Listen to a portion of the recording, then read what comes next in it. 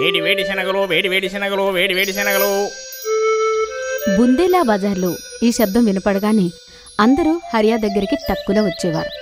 ఎవరైతే అతని వేడివేడి వేరుశనక్కాయలు తింటారు, వాటిని పొగడకుండా ఉండలేకపోతారు. అరే, ఇంత అద్భుతమైన వేరుశనగలు! ఇంతకన్నా రుచికరమైన వేరుశనగకాయలు మరెక్కడా దొరకవు. అరే అన్నా, ఇందులో ఏం కలుపుతావు అసలు? అన్నా, ఇదంతా మా పూర్వీకుల మసాలా చిట్కా. ఈ రుచి ఆ మసాలా వల్లనే. చాలా బాగుందన్నా, చాలా బాగుంది. నాకింకొక 20 రూపాయలే కట్టివ్వు. ఇంటికి తీసుకెళ్ళి నా భార్యకు తినిపిస్తాను. సరే అన్నా, సరే సరే. హరియా వచ్చి వెళ్లేవాళ్ళకి వేడివేడి వేరుశనక్కాయలు అమ్మేవాడు. ఇంకా అతను చాలా బాగా సంపాదించేవాడు. సందీప్ రోజూ హరియాని చూసి మనసులో ఇలా అనుకునేవాడు, ఈ హరియా దుకాణం మరియు బండి లేకుండా బాగా సంపాదిస్తాడు. కానీ మనం ఎక్కడ ఈ బేల్ దుకాణాన్ని పెట్టుకుని కూర్చున్నాం. కానీ ఇక్కడికి కస్టమర్లు రానే రారు అనిపిస్తోంది నాకు. బుందేలా ప్రజలకు వేరుశనగకాయలంటేనే ప్రాణమని. అది నిజమే. అయితే మీరు కూడా వేరుశనగకాయలు అమ్మితే? అరే, నేను అది అనుకుంటున్నాను. రేపు బజారుకు వెళ్ళి శనగలు మరియు మసాలా తీసుకుని వద్దాము అని. అప్పుడు చూద్దాం ఈ హరియా మన ముందు ఎలా ఉంటాడో. సందీప్ ఇంకా అతని భార్యకి అనిపించింది వేరుశనగకాయలు అమ్మడం తేలిక అని. మరుసటి రోజు సందీప్ బేల్తో పాటు వేరుశనగకాయలు కూడా బయట పెడతాడు. ఇంకా బయట వేరుశనగకాయల ఫోటో కూడా పెడతాడు. ఫోటో చూసి ఒక మహిళ అతని దుకాణానికి వెళ్ళింది. అరే అన్నా, నువ్వు కూడా వేరుశనగకాయలనే అమ్ముతున్నావా? అక్క, మీకు చేసివ్వమంటారా? హాహా, చేసివ్వు. ఈరోజు నీ చేతి రుచి కూడా చూద్దాము ఎలా ఉందో. హరియా అన్న అంత రుచిగా అయితే ఏమీ లేవు. ఆ తరువాత ఇంకా కొంతమంది వచ్చి హరియా వేరుశనగకాయల రుచి చూస్తారు. ఇంకా అందరూ సందీప్కి అదే చెప్పారు. ఇంకా కాసేపటి తర్వాత హరియా తిరుగుతూ అక్కడికి చేరుకోగానే కస్టమర్లు అందరూ అతని దగ్గరికి వెళ్ళిపోతారు. అరే అన్నా, నాకు 20 రూపాయలు ఇవ్వు. నాకు కూడా. కస్టమర్లు అలా పరిగెత్తడం చూసి సందీప్ ఇంకా కుళ్ళుకుంటాడు. ఈ హరియా కస్టమర్ల మీద ఏం మాయ చేశాడో ఏమో. వినలేదా మీరు? అతని మసాలాలో మాయ ఉంది. ఇంకా నేను ఇది కూడా విన్నాను, అతని పూర్వీకులు చెప్పిన మసాలా అని. వాళ్ల తాతలు ముత్తాతలు ఆ మసాలా చెప్పారంట. అయితే మనం ఏం చేద్దాం? నువ్వు ఆ మసాలా తయారు చేయడమైతే నేర్చుకో. ఆ తరువాత కస్టమర్లంతా మన వెనకాలే. అరే, విధానం నేర్చుకోవడం అంత తేలికా? తేలికైతే కాదు, కాని నా దగ్గర ఒక ఐడియా ఉంది. మధు సందీప్ చెవిలో ఒక ఐడియా చెప్తుంది. ఇంకా ఇద్దరూ నవ్వుతూ ఉంటారు. మరుసటి రోజు హరియా ఇంటి బయట 15 సంవత్సరాల పిల్లాడు భిక్షం అడగడానికి వస్తాడు. అతను హరియా తలుపు కొడతాడు. అరే అన్నా, ఏమైనా తినడానికి ఇవ్వు. 2 రోజులైతుంది తిని. హరియా దయ కలిగినవాడు. అతను వెంటనే ఇంటి లోపలికి వెళ్లి ఆ బాబు కోసం భోజనం తీసుకుని వస్తాడు. ఆ పిల్లాడు హడావిడిగా భోజనం చేస్తాడు. అప్పుడు హరియా ఆ బాబుని ఇలా అడుగుతాడు. అరే, నువ్వు ఒంటరిగా ఇక్కడేం చేస్తున్నావు? మీ అమ్మా నాన్నలేరి? నాన్నగారు చిన్నప్పుడే చనిపోయారు. మరియు అమ్మ చనిపోయి 2 నెలలయ్యింది. అప్పటినుంచి అక్కడెక్కడ పని కోసం వెతుకుతూ ఉన్నాను. అందుకే కానీ నాకెవరు పని ఇవ్వడం లేదు. ఎవ్వరూ ఇవ్వడం లేదు. అరెరరే, ఏడవకుమున్నా, నేనున్నాను కదా. నువ్వు నా దగ్గర పని చెయ్యి. నేను నీకు కడుపు నిండా భోజనం పెడతాను. ఇంకా నువ్వు ఇక్కడే నా దగ్గర ఉండగలవు, సరేనా? మీరు భగవంతుడు. అరెరరే, ఏడవకు. అయినా నీ పేరేమిటి?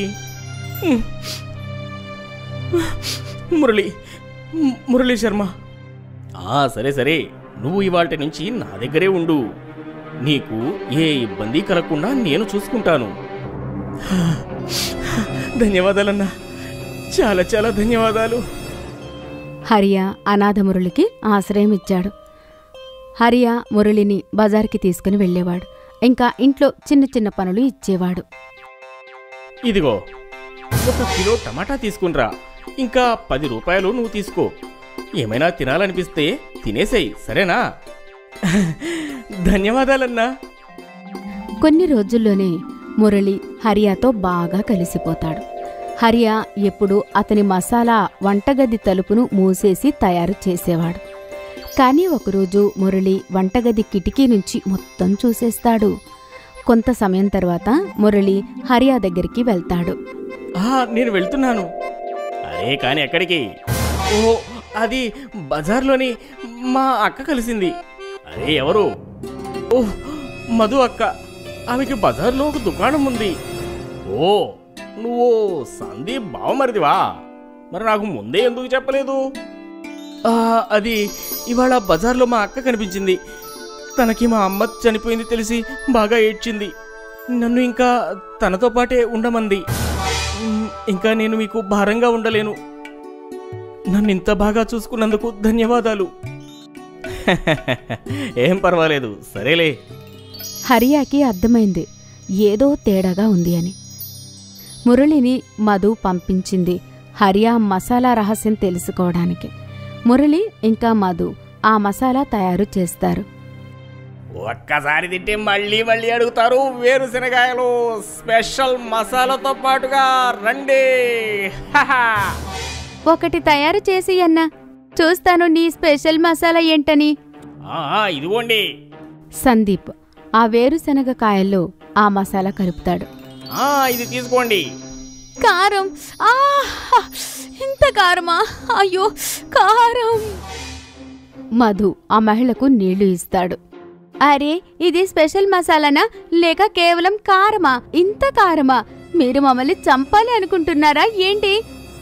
ఆ మహిళ సందీప్ ఇంకా మధుని బాగా తిట్టి వెళ్ళిపోతుంది. సందీప్ ఇంకా మధు మురళిని చూస్తూ ఉంటారు. కానీ నేనంతా సరిగ్గానే చేశాను. అప్పుడే అక్కడికి హరియా వస్తాడు. బాబు, నువ్వు బానే చూశావు, కానీ నేనే తప్పు చెప్పాను. నాకు ముందే అనిపించింది ఏదో తేడాగా ఉందని. నువ్వు చూడటానికి శరీరం చాలా ఆరోగ్యంగా ఉంది. ఒక పేదవాడు ఇంత ఆరోగ్యంగా ఎలా ఉంటాడు? అరే సందీప్, నువ్వు నా మసాలా రహస్యం తెలుసుకోవాలనుకున్నావు కదా, అది నేను మీకు చెప్పను. హరియా తెలివైనవాడు. అతను అతని రహస్యాన్ని రహస్యంగానే ఉంచాడు. వేకుది ఒక చిన్న కుటుంబం. అతని కుటుంబంలో తన భార్య మధు, కూతురు మీరా ఉన్నారు. రోజు రోజుకి మీ సంపాదన తగ్గిపోతూ వస్తోంది.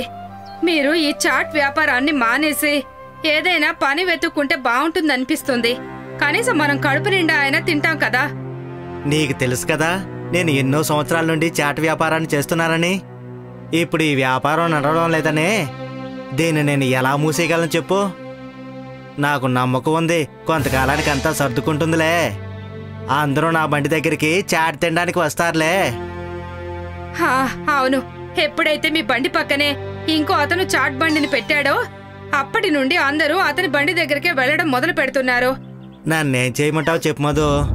నేను ఎన్నో మంచి వస్తువులతో చక్కగా చాట్ని తయారు చేస్తున్నాను. అంతకంటే నేను ఇంకేం చేయాలి? ఏదో ఒకటి చేసి ఇంటికి డబ్బులు తీసుకొచ్చి ఇవ్వండి. లేకపోతే నేను మీరని తీసుకుని మా పుట్టింటికి వెళ్ళిపోతాను. నేనిక్కడ ఆకలితో చావలేను. నువ్వు అలా అనబాక, నేను తప్పకుండా డబ్బుల్ని తీసుకొస్తాను. బీకు తన సామాన్లను తీసుకుని వ్యాపారానికి బయలుదేరతాడు. వెళ్లే దారిలో కూరగాయల దుకాణానికి వెళ్తాడు. చూడన్నా, నాకు 2 కిలోల ఆలు, 2 కిలోల ఉల్లిపాయలు ఇవ్వన్నా. మంచి చూసివో.